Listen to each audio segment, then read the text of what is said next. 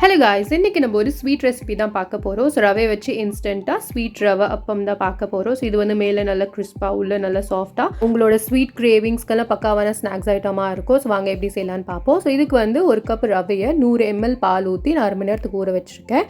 ஒரு கப் ரவைக்கு ஒரு கப்பு வெல்லம், அப்புறம் 1/4 கப் வந்து தண்ணி ஊற்றி இது மெல்ட் பண்ணால் போதும். இது வந்து பாகு எடுக்கணும்ல அவசியம் இல்லை, ஜஸ்ட் மெல்ட் ஆனால் போதும். மெல்ட் ஆன உடனே இது வந்து நம்ம வெடிக்கட்டி தனியாக ஆற விட்டுடணும். உங்களுக்கு ரொம்ப ஸ்வீட் வேணால் நீங்கள் 1/2 கப்பு வெல்லமும் போட்டுக்கலாம். இப்போ நம்ம ஊற வச்ச ரவையை மிக்ஸி ஜாருக்கு மாற்றிட்டு பல்ஸ் மோடில் ஒன்றும் பாதியமாக நம்ம அரைச்சிக்கணும். பொதுவாக அப்பம்க்கு வந்து மைதா யூஸ் பண்ணுவாங்க. நான் வந்து இங்கே கோதுமை மாவு 1 கப் எடுத்திருக்கேன். அரிசி மாவு 1/4 கப் போட்டுட்டு இதையும் ஒன்று பாதியமாக அரைச்சிட்டு நம்ம மெல்ட் பண்ணி வச்சுருந்த வெல்லம் தண்ணி வந்து இதில் ஊற்றிட்டு இதெல்லாம் ஒன்றா சேர்கிற அளவுக்கு நம்ம வந்து மிக்ஸி ஜாரில் அரைச்சி எடுத்துக்கணும். இப்போ நான் வந்து ஒன்று நல்ல பழுத்த வாழைப்பழம், அப்புறம் ஒரு ஸ்பூன் வந்து சுக்கு, ஏலக்காய் பொடி போட்டு அரைச்சிக்கிறேன். அவ்வளோதான், நம்ம பேட்டர் ரெடி.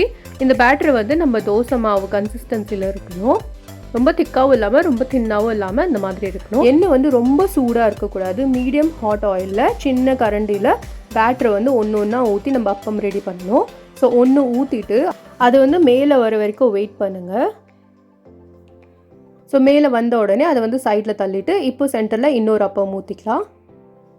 ஊற்றிட்டு இதுவும் மேலே வர வரைக்கும் வெயிட் பண்ணுங்கள். வெயிட் பண்ணிவிட்டு நீங்கள் ஃபோர்க்காலையோ இல்லை கரண்டியாலையோ அதையும் சைட் பண்ணிவிட்டு திருப்பி இன்னொரு அப்பம் ஊற்றுங்க. ஸோ இதே மாதிரி நம்ம வந்து எல்லா அப்பமும் ஒன்று ஒன்றா ஊற்றி அது மேலே வர வரைக்கும் வெயிட் பண்ணி சைடில் தள்ளி தள்ளி ஊற்றணும்.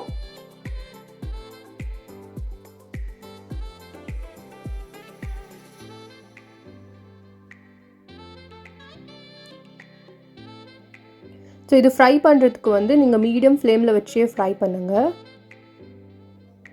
இல்லைன்னா மேலே கரிஞ்சிடும், உள்ளே வந்து வேகாமல் இருக்கும். ஸோ அதனால் பொறுமையாக மீடியம் ஃப்ளேமில் வறுத்து எடுத்தோம்னா நம்மளுக்கு வந்து மேலேயும் உள்ளேயும் நல்லா அழகாக வெந்து வரும். ஸோ அப்பப்போ இந்த மாதிரி திருப்பி விட்டுட்டே இருங்க, அப்போ 2 சைடும் நல்லா வேகும்.